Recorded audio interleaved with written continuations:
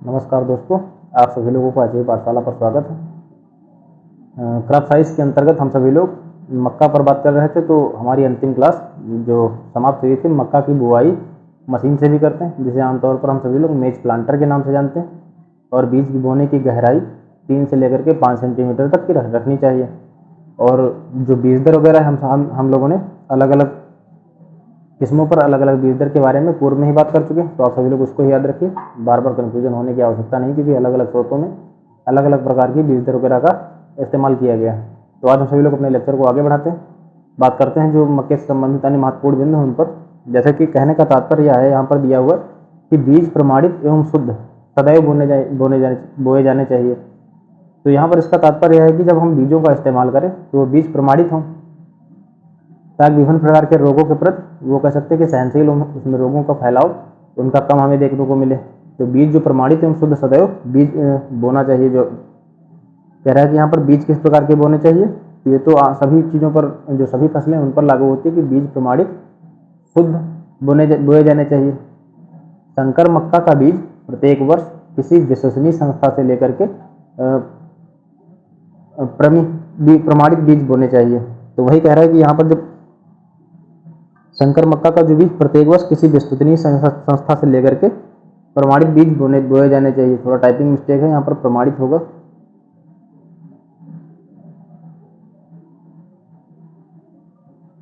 जो संकर मक्का किस्म होती है दोस्तों, उसके जो बीज होंगे प्रत्येक वर्ष किसी विश्वसनीय संस्था से लेकर के प्रमाणित बीज बोए जाने चाहिए। तो वही बात है कि अगर हम किसी प्रकार की फसल को बो रहे हैं तो प्रमाणित बीज हो, तो उसमें विभिन्न प्रकार के रोगों का जो फैलाव होता है उसके प्रति कह सकते हैं कि अपेक्षाकृत कम देखने को हमें मिलता है। संकुल मक्का का बीज, जो संकुल मक्का होता है उसका बीज कृषक अपनी पहली फसल से प्राप्त करता है। संकुल मक्का का बीज कृषक क्या करते हैं, अपनी पहली फसल से प्राप्त करते हैं। आपसे प्रश्न अगर पूछा जाए कि जो कृषक होते हैं संकुल मक्का का बीज किस अवस्था से प्राप्त करते हैं, तो पहली फसल से प्राप्त करते हैं। साल के बाद जो कह सकते हैं कि यहाँ पर दिया हुआ है, थोड़ा छूटा हुआ है, देखो 3 से 4 साल बाद यहाँ पर क्या होगा, 3 से 4 साल के बाद नया बीज किसी संस्थान से प्राप्त करना चाहिए। जो नया बीज होगा तो अमूमन 3 से 4 साल बाद किसी संस्थान से प्राप्त करना चाहिए, जो विश्वसनीय संस्थान हो उन सबसे हमें उनको ग्रहण करना चाहिए, ना कि किसी ऐसे ही एक बार से कहीं फेंकू संस्थान से ले लिया जाए, जैसे बाद में आपको फसलों के उत्पादन में विभिन्न प्रकार की समस्याओं का सामना करना पड़े। कभी रोग लग रहे हैं तो कहीं किसी अवस्था में किसी प्रकार की समस्या का सामना करना पड़ रहा है।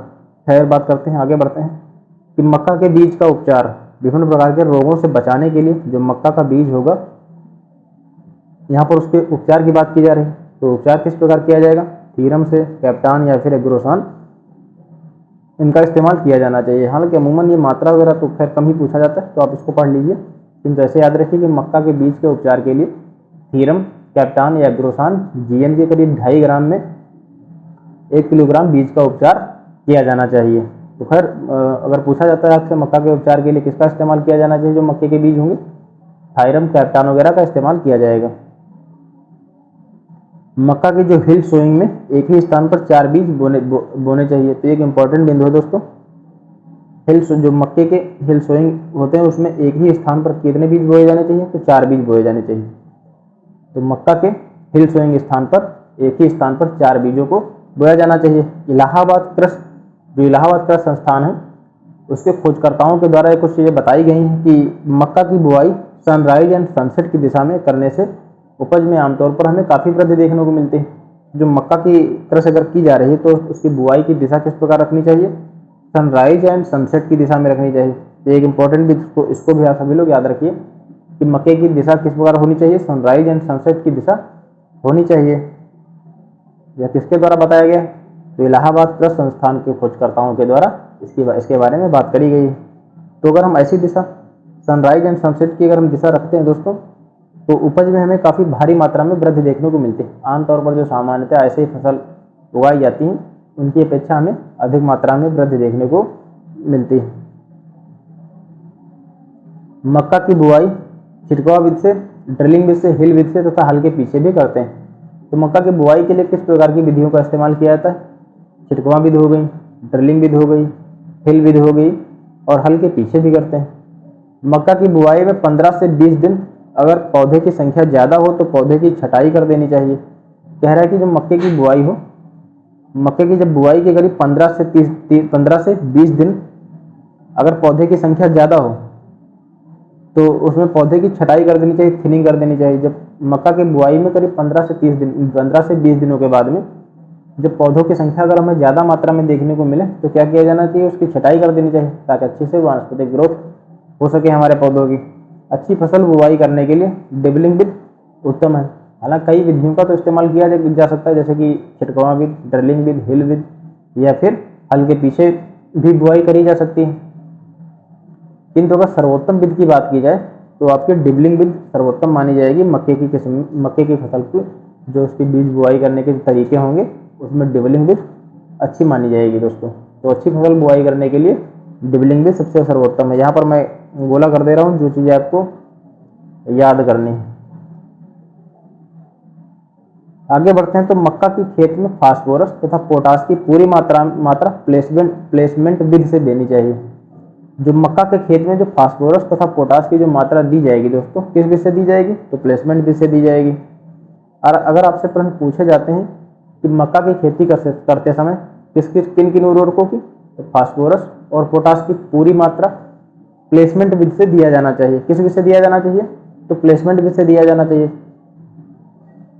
जिसमें सूक्ष्म पोषक तत्व की बुआई के समय मिला देना चाहिए। तो यहाँ पर याद रखने वाली चीज़ कौन सी है कि मक्का के खेत में फास्फोरस तथा पोटास की पूरी मात्रा प्लेसमेंट विधि से दी जाती है। आप सभी लोग इसको याद रखिए।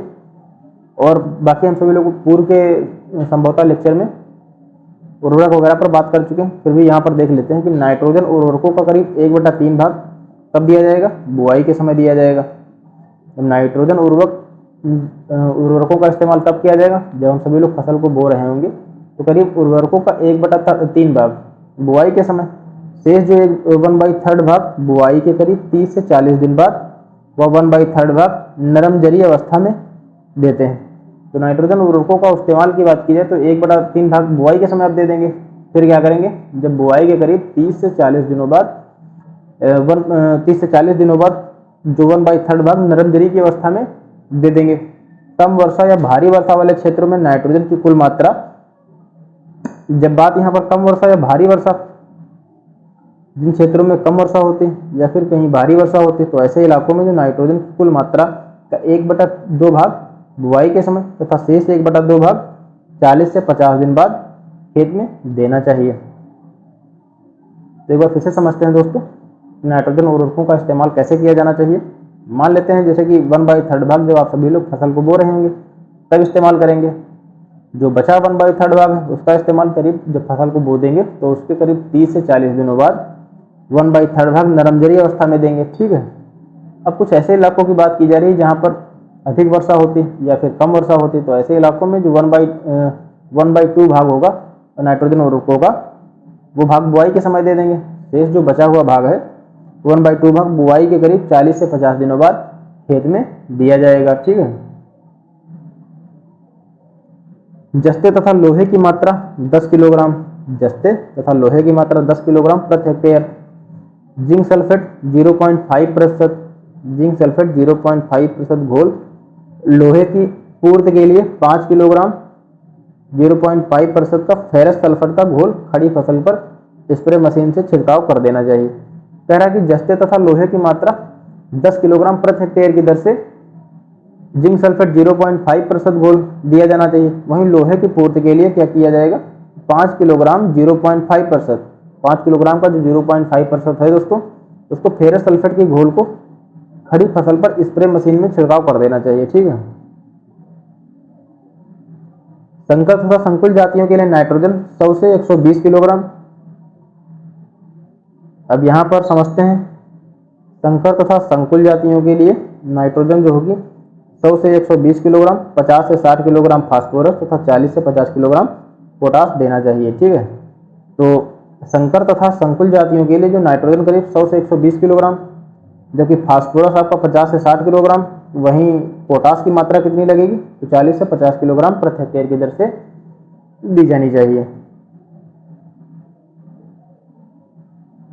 आगे बढ़ते हैं तो देसी तथा क्षेत्रीय जातियों के लिए नाइट्रोजन 60 से 80 किलोग्राम, इतना इंपॉर्टेंट आपके लिए नहीं है ये सब चीज़ें, आप मेन याद रखें। खैर बाकी आप सब समझ लीजिए कि देशी तथा क्षेत्रीय जातियों के लिए नाइट्रोजन 60 से 80 किलोग्राम, फास्फोरस 30 से 40 किलोग्राम, पोटास 30 से 40 किलोग्राम प्रति हेक्टेयर की दर से प्रदान करते हैं।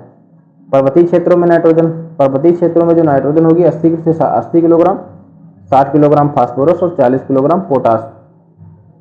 तो ऐसे इसको समझते हैं। पर्वतीय इलाकों का हालात देख लेते हैं, थोड़ा इंपॉर्टेंट बिंदु है। पर्वतीय क्षेत्रों में जो नाइट्रोजन प्रदान की जाएगी 80 किलोग्राम नाइट्रोजन दी जाएगी, 60 किलोग्राम फास्फोरस प्रदान किया जाएगा, वहीं 40 किलोग्राम पोटास प्रति हेक्टेयर की दर से दिया जाना चाहिए। अब यह भी बिंदु महत्वपूर्ण है, इसको भी समझते हैं कि फास्फोरस आमतौर पर सुपर फास्फेट व पोटेशियम क्लोराइड के रूप में देना चाहिए। तो फास्फोरस आमतौर पर सुपर फास्फेट, वहीं पोटास पोटेशियम क्लोराइड के रूप में दिया जाना चाहिए। तो अगर आपसे पूछा जाता है कि फास्फोरस किस रूप में मक्के में इस्तेमाल किया जाना चाहिए, तो सुपर फास्फेट के रूप में। वहीं पोटास अगर आपसे पूछा जाता है तो पोटेशियम क्लोराइड के रूप में दिया जाना चाहिए। जब बात यूरिया की होगी तो यूरिया को अमोनियम सल्फेट के रूप में दिया जाना चाहिए।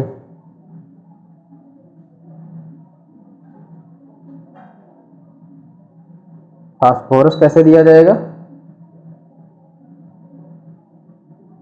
सुपर फास्फेट के रूप में, सुपर फास्फेट के रूप में। पोटास पोटेशियम क्लोराइड हो जाएगा आपका।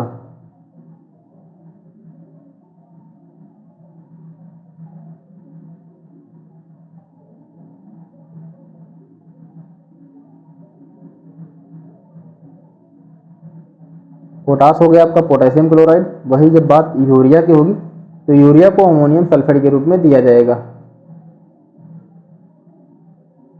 यूरिया को किस प्रकार दिया जाएगा? तो अमोनियम सल्फेट के रूप में दिया जाएगा।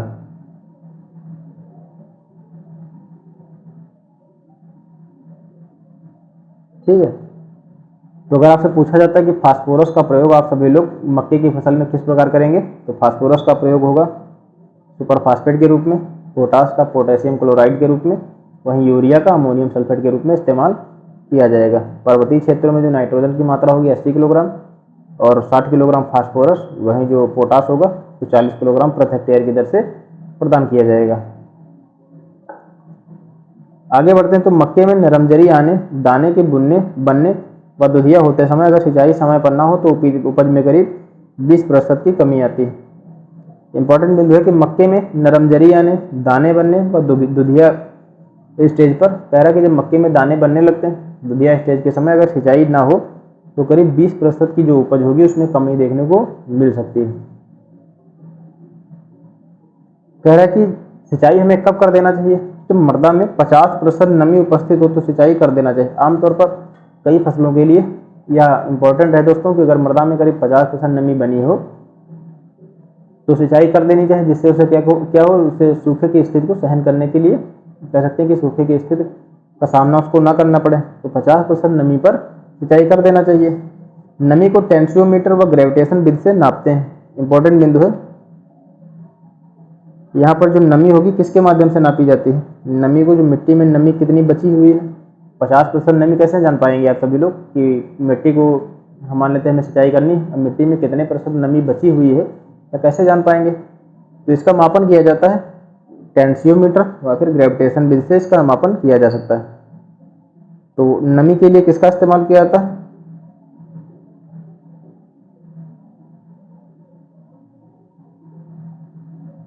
नमी मापन के लिए आपकी हो जाएगी टेंसियोमीटर,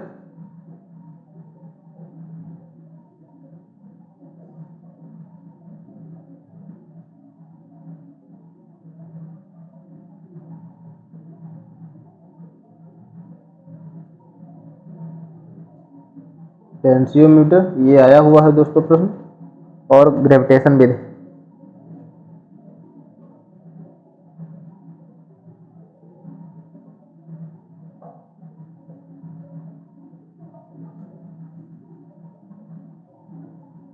तो मक्के की जो फसल होगी, हालांकि आमतौर पर कई फसलों के लिए इस्तेमाल की जा सकती है। जैसे जब फसल में 50% की नमी बची हुई हो तो क्या किया जाना चाहिए? फसल की सिंचाई कर देनी चाहिए। अच्छा, नमी कैसे हमें प्राप्त करेंगे, नमी कैसे ज्ञात करेंगे कि मृदा में कितनी प्रतिशत नमी, 40%, 60% या 50%। तो इसका मापन के लिए हम सभी लोग टेंसियोमीटर या फिर ग्रेविटेशन विधि का इस्तेमाल करते हैं दोस्तों। आगे बढ़ते हैं। तो मक्के में जिंक की कमी से सफ़ेद कली रोग जो हो जाता है, अब ये एक इम्पॉर्टेंट बिंदु है। मक्के में जो सफ़ेद कली रोग होता है किसकी कमी से होता है दोस्तों? जिंक की कमी से होता है। कुछ इंपॉर्टेंट बिंदुओं को मैं नीचे नोट करते हुए चलूँगा ताकि आप सभी लोगों के जहन में बने रहें। जो सफ़ेद कली रोग है,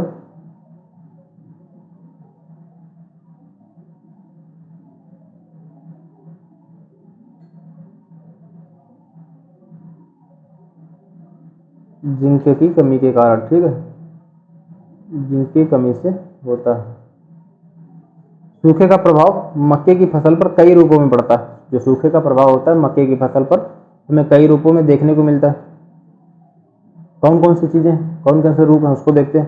फूल आने से पहले सूखा पड़ जाए तो पौधे छोटे रह जाते हैं। यहाँ पर समझने वाली बात है दोस्तों, इन दोनों बिंदुओं को आप सभी लोग अपने जहन में बनाए रखें कि मक्के में फूल आने से पहले सूखा पड़ जाए, अगर क्या पड़ जाए, मान लेते हैं कि हमारा पौधा है, जो मक्के की फसल हमारी है, वो जब उसमें फूल आने से अगर पहले सूखा पड़ जाता है तो पौधे जो होते हैं छोटे रह जाते हैं। पौधा का साइज क्या रह जाएगा, जो फसल होगी वो अपेक्षाकृत छोटी रह जाएगी। कभी कभी यह भी हमें देखने को मिलता है कि भुट्टे नहीं बनते, दाने छोटे तथा कम बनते हैं, जिससे क्या होगा, उपज घट जाएगी। तो मक्के की फसल पर हमें सूखे का प्रभाव कई रूपों में देखने को मिलता है। फूल आने से पहले अगर सूखे की स्थिति उत्पन्न हो रही है तो क्या हो जाएगा, फसल जो हमारी छोटी रह जाएगी, उसमें पौधों का जो ग्रोथ है दोस्तों कम होगी, दाने कम बनेंगे, छोटे बनेंगे, जिससे कि हमें उपज की मात्रा उससे प्रभावित होती है। अब कुछ खरपतवारों को समझते हैं। कौन कौन से खरपतवार जो मक्के की खेती में हमें देखने को मिलते हैं। सावा हो गया आपका, सावा इकाई, उसका सावा दोस्तों मक्के की फसल में पाया जाने वाला एक प्रमुख खरपतवार है। कई बार जैसे कि गेहूं में कौन सा एक प्रमुख खरपतवार पाया जाता है, तो गेहूं सा, ठीक है। तो इस प्रकार मक्के में कुछ प्रमुख खरपतवार हैं, इनको समझते हैं। सावा, सावा को जो बोटानिकल नेम होगा इकाइनोक्लोवा कोलोनम कहा जाएगा इसको।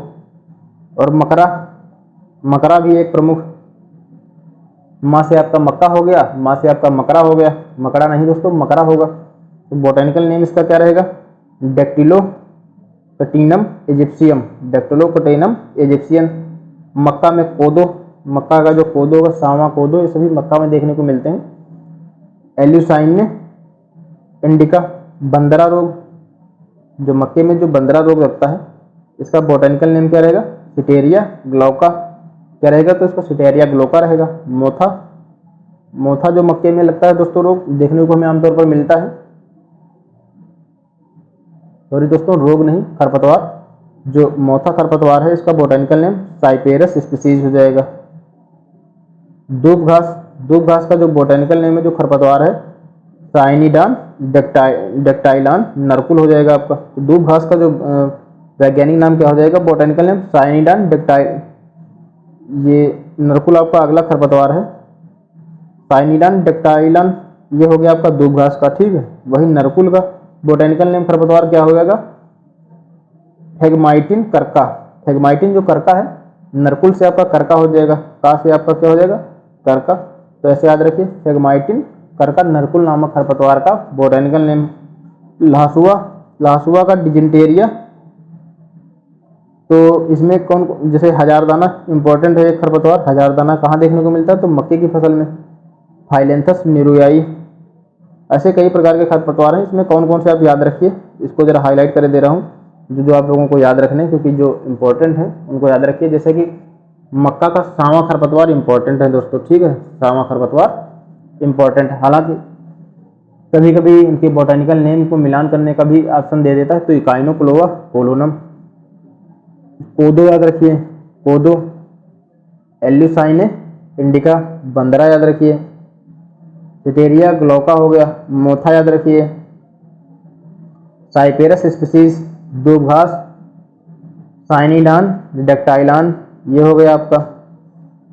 और सफ़ेद मुर्गा भी याद रखिए, सिलोसिया अर्जेंसिया हो जाएगा आपका। हजारदाना फाइलेंथस निरुराई हो गए। तो ये तो कुछ मक्के की जो फसल है उसमें खरपतवार लगते हैं, सामा, कोंदो, हजारदाना, ठीक है, मोथा, दूब घास, ये सभी हमें मक्के की फसल में कभी कभी देखने को मिलते हैं आमतौर पर। फिर आगे बढ़ते हैं, बात करते हैं।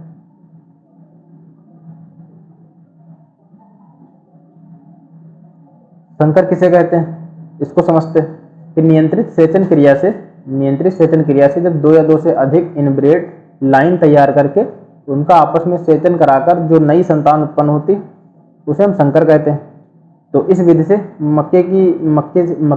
मक्के में संकर किस्में बनाई जाती हैं। ठीक है, मक्के की संकर विधि को लेकर के कई प्रश्न बनते हैं। तो खैर पहले समझ, जैसे कि आप सभी लोगों ने, जिन भाई बहनों का हमारा बोटेनिकल जो साइंस साइड से रहे होंगे, इंटर वगैरह, या जिन लोगों ने एग्रीकल्चर लिया होगा, तो जैसे मान लेते हैं कि ए किस्म हो गई आपकी, ठीक है, और बी किस्म हो गई। ये भी अलग है, इसके कैरेक्टर, ए के कैरेक्टर अलग है, बी के कैरेक्टर अलग है। इनका जब आपस में क्रॉस कराया जाए, तो मान लेते हैं जैसे ए और बी का क्रॉस कराया जाएगा, तो क्या हो, कौन सी एक नई लक्षण वाली जो फसल उगेगी, कौन सी होगी, ए बी हो जाएगी। ए तथा बी का अगर क्रॉस कराया जाए आमतौर पर, तो ए और बी का जब क्रॉस कराया जाएगा तो ए बी फसल उगेगी, जिसमें ए के भी कैरेक्टर होंगे और बी के भी होंगे। तो ये एक प्रकार से कह सकते हैं संकर किस्म होगी। कभी कभी आप सभी लोगों ने,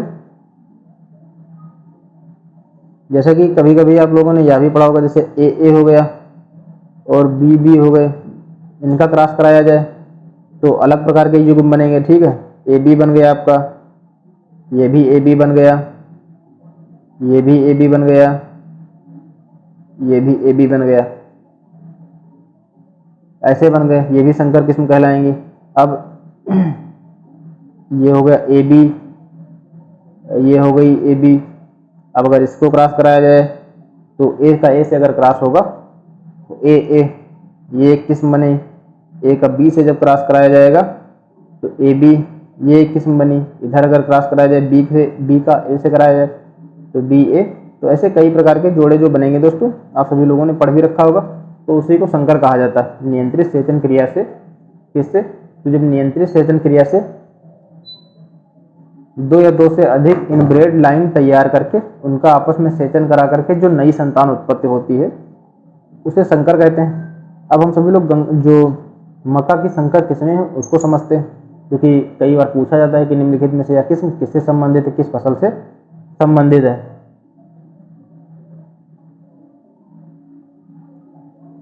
गंगा वन कौन कौन सी, तो गंगा वन, गंगा 101, रंजीत, दक्कन, कहीं कहीं पर आप सभी लोगों को दक्कन भी लिखा मिलता है। संकर किस्में 1961 में निकाली गई। मक्का की त्रिपद संकर, तो पहले इसको समझते हैं। ऊपर गंगा वन हो गई आपकी, गंगा 101 हो गई, ठीक है, रंजीत, दक्कन, ये सभी वर्ष 1961 में निकाली गई। मक्का की जो त्रिपद संकर है, गंगा सफेद 2, हाई स्टार्च, गंगा 4, ये सभी हैं। तो एक बार फिर से इसको समझते हैं क्योंकि बहुत ही इंपॉर्टेंट बिंदु है। आपकी गंगा वन हो गई, ठीक है, गंगा 101 हो गई, रंजीत, दक्कन, ये सभी किस किस्म के उदाहरण है, संकर किस्म के उदाहरण जो वर्ष 1961 में निकाली गई। अब यहाँ पर कह रहा है कि मक्का की 3 वेब टाइप हाइब्रिड्स, तो त्रिपद संकर, मक्का को जो त्रिपद संकर किस्म कौन कौन से, गंगा सफेद 2, हाई स्टार्च, गंगा 4, ये सभी त्रिपद संकर की किस्में। तो मैं इधर नोट भी कर दे रहा हूँ, संकर किस्में कौन कौन सी हो गई आपकी, गंगा वन, गंगा 101, कितना, गंगा 1, गंगा 101, रंजीत, दक्कन, ये सभी कब विकसित की गई, तो वर्ष 1961 में विकास इनका किया गया। ठीक है, और इस संकर किस्मों के उदाहरण, अब त्रिपद संकर,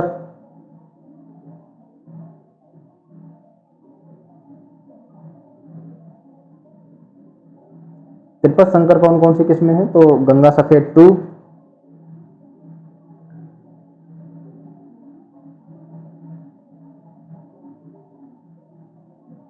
हाई स्टार्च, गंगा 4 हो गया आपका, गंगा 4,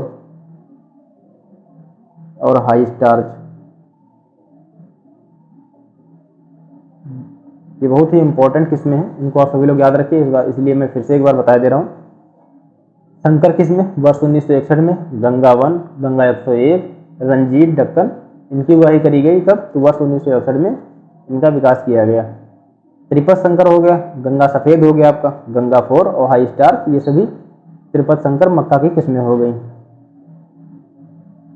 अब मक्का की कुछ कंपोजिट वैरायटीज के बारे में बात करते हैं। मक्का की जो कंपोजिट जो वैरायटीज हैं उनको समझते हैं, क्योंकि इन सबसे प्रश्न बनते हैं। तो हालांकि हो सकता है समझाने के लिए इसमें थोड़ा ज़्यादा लिखा हो, लेकिन जो आपके एग्जाम के लिहाज से इंपॉर्टेंट, आप सभी लोग उसको याद करेंगे, मैं बता दूंगा। जैसे अंबर दक्षिणी भारत के लिए या दक्षिणी भारत के लिए हिमालय के पर्वतीय क्षेत्रों में 1800 मीटर की ऊंचाई के लिए उपयुक्त है। तो आमतौर पर आपसे प्रश्न किस प्रकार का बनेगा कि निम्नलिखित में से कौन सी एक मक्का की ऐसी किस्म है जो पर्वतीय इलाकों के लिए उपयुक्त है, या पर्वतीय क्षेत्रों की या पहाड़ी क्षेत्रों के लिए खेती करने के लिए उपयुक्त है। तो आपकी अंबर किस्म हो जाएगी। तो अंबर जो दक्षिण भारत के लिए व हिमालय के पर्वतीय क्षेत्रों में कौन सी उपयुक्त है, तो अंबर किस्म उपयुक्त है। अवध अवध वगैरह तो खैर बहुत कम ही पूछा जाता है, क्योंकि इतना फैक्ट आप लोग कोई भी कैसे याद रख सकता है। तो बाकी समझने के लिए तो 110 से लेकर के 115 दिन की इसका टाइम पीरियड हो गया, ठीक है। और इस किस्म में डाउनी मिल्ड्यू, गिरहुई व झुलसा से अवरोधक के सहनशील प्रतिपौधा एक भुट्टा दाना दाने पीले सुडैल होते हैं। उपज जो होते हैं 60 से लेकर के 65 कुंटल प्रति हेक्टेयर से प्राप्त होता है। बाकी आप लोगों के लिए इंपॉर्टेंट बिंदु कौन सा है, तो आप सभी लोग यहाँ तक याद रखिए कि दक्षिणी भारत और हिमालय के पर्वतीय क्षेत्रों के लिए उपयुक्त किस्म कौन सी, अंबर। इसका टाइम पीरियड 110 से लेकर के 115 दिन है। और यह डाउनी मिल्ड्यू, गिरहुई, झुलसा इन सभी रोगों के प्रति सहनशील है। अपेक्षाकृत इनका प्रकोप कम देखने को मिलता है। और उपज 60 से लेकर के 65 कुंटल प्रति हेक्टेयर की दर से प्राप्त होती है। अब विजय किस्म पर बात करते हैं, कौन कौन सी। ये हो गई आपकी इधर अंबर किस्म, संकुल किस्म, बाद में इनको एक पास में भी नोट कर लेंगे। और विजय किस्म या उत्तरी मैदानी क्षेत्रों, उत्तरी मैदानी क्षेत्रों अगर हम भारतीय नक्शे पर नजर डालते हैं, मान लेते हैं हमारा भारत का नक्शा है दोस्तों,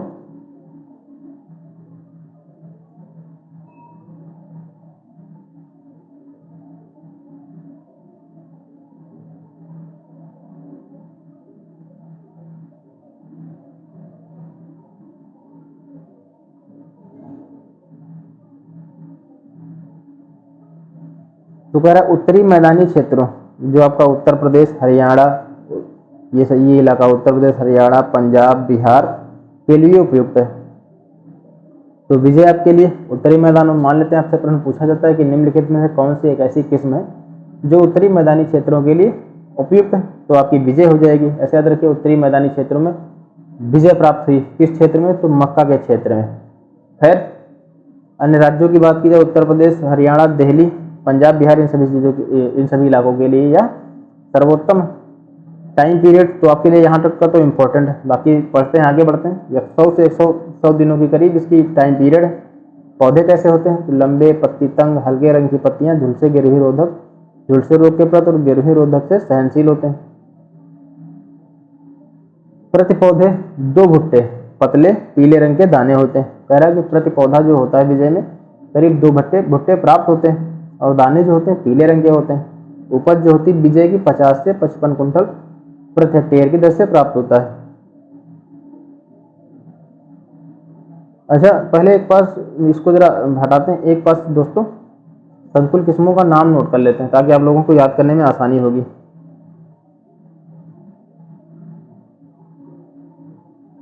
हेडिंग डाल देते हैं यहाँ पर, मक्के की संकुल किस्में।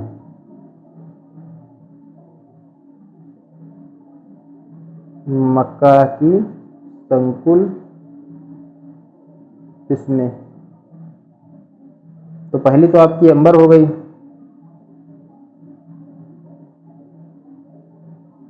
अगली आपकी विजय हो गई, अंबर, विजय, किसान, सोना, अंबर, विजय, किसान, सोना, विक्रम, अगेती 76, जवाहर, कंचन, लक्ष्मी, जवाहर, कंचन,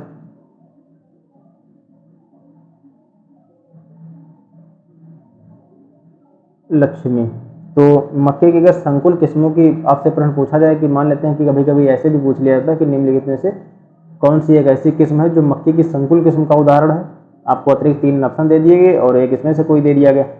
तो अंबर विजय, किसान सोना, विक्रम, अगेती 76, जवाहर, कंचन, लक्ष्मी, ये सभी किसकी के उदाहरण है? तो मक्के की संकुल किस्मों के उदाहरण हैं दोस्तों। बाकी हम सभी लोग कोशिश करेंगे एक एक किस्म पर विस्तृत रूप से बात भी करें, ताकि किस क्षेत्र में कौन सी किस्म अच्छी मानी जाती है उन सब पर।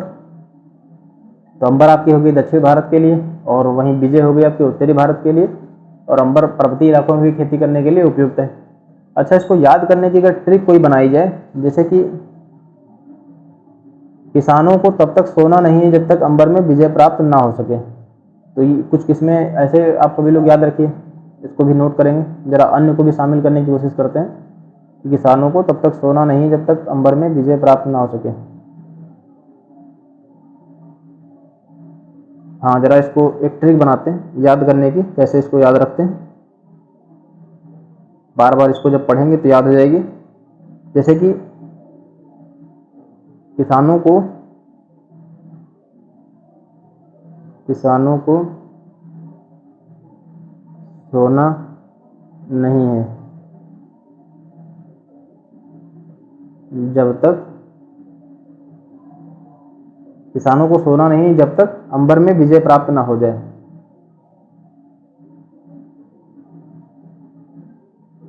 अंबर में विजय प्राप्त ना हो जाए।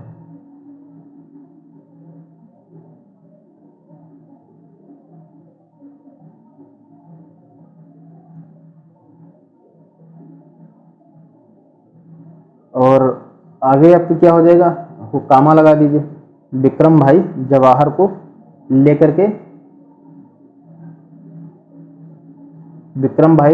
लेकर के कंचन और लक्ष्मी के यहाँ पहुंचो। विक्रम भाई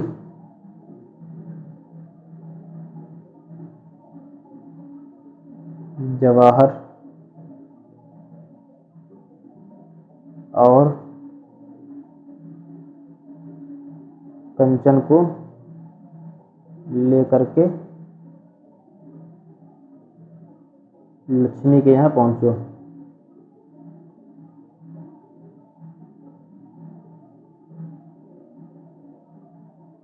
ये तो हो गई ट्रिक आपको याद करने की। इसको बार बार पढ़ेंगे, एक बार लिख के लगा लीजिए आप, तो इसको रिवीजन करते रहेंगे, आसानी से याद हो जाएंगे, वरना कंफ्यूजन होता है दोस्तों। जैसे मक्के का से किसानों को सोना नहीं जब तक अंबर में विजय प्राप्त ना हो जाए। विक्रम भाई कंचन को लेकर के लक्ष्मी के यहाँ पहुंचो। तो इसमें आपकी अधिकतम किस्में शामिल हो गई, मक्के की संकुल किस्में कौन कौन शामिल हो गई? किसान शामिल हो गई, सोना शामिल हो गई, अंबर शामिल हो गई, विजय शामिल हो गई, और विक्रम शामिल हो गया, ठीक है, जवाहर शामिल हो गई, कंचन शामिल हो गई, लक्ष्मी शामिल हो गई। ये सभी संकुल किस्मों के उदाहरण हैं, आप सभी लोग देख रहे हैं। तो अंबर, विजय, किसान, सोना, विक्रम, अगेती 76 ये रहेगी। तो इसको आप ऐसे याद रखिए, अगेती 76 किसकी किस्म है? तो मक्के की एक संकुल किस्म का उदाहरण है, जवाहर, कंचन और लक्ष्मी। अगली हमारी एक किस्म या उत्तरी मैदानों के लिए, अगली हमारी किस्म किसान है, उत्तरी मैदानी क्षेत्रों के लिए अनुमोदित है, तथा इसके जो टाइम पीरियड है कितना रहेगा? 95 से लेकर के 105 दिनों में पकती है। औसत पैदावार 50 से 10 कुंटल। इसकी दोस्तों जो औसत पैदावार कितनी है? 50 कुंटल प्रति हेक्टेयर की दर से। इसके दाने जो पीले होते हैं, यह किस्म तनाबौद्धिक तथा मृद रोमिल आश्रित अंगमारी रोगों के लिए प्रतिरोधी है। ये 50 से 60 कुंटल है दोस्तों, ना कि 10 कुंटल, उल्टा हो जाएगा फिर तो इसकी औसत पैदावार कितनी हो जाएगी? 50 से लेकर के 60 कुंटल प्रति हेक्टेयर। इसके दाने कैसे होते हैं? इसके दाने पीले होते हैं। और ये किन किस्मों के किन किन रोगों के प्रति, जो व्याधियां हैं उनके प्रति सहनशील है? तो मृदुलास्था रोग जो हो गया आपका, अंगमारी रोग, इनके प्रति प्रतिरोधी है। तो उम्मीद है आज का वीडियो आप सभी लोगों को पसंद आया होगा। आज का लेक्चर हम यहीं तक रखेंगे। तो एक बार फिर से जो संकुल किस्में हैं इनका रिवीजन कर लेते हैं, ताकि याद हो जाए, इसको बार बार पढ़ना है। किसानों, मक्का, का से आपका का हो गया मक्का, और का से आपका किसान हो गया। तो किसानों मक्का के किसानों को तब तक सोना नहीं है जब तक कि अंबर में विजय प्राप्त ना हो जाए। विक्रम भाई जवाहर और कंचन को लेकर के लक्ष्मी के यहाँ पहुंची। तो ये हो गई ट्रिक। तो उम्मीद है दोस्तों आज का वीडियो आप सभी लोगों ने एंजॉय किया होगा। मिलते हैं अगले दिन आगे कुछ महत्वपूर्ण बिंदुओं पर बात करेंगे। अभी कुछ किस्में बची हुई हैं, उन सब पर हम सभी लोग चर्चा करेंगे। तो बाकी आप सभी लोग अपनी पढ़ाई करते रहिए। धन्यवाद।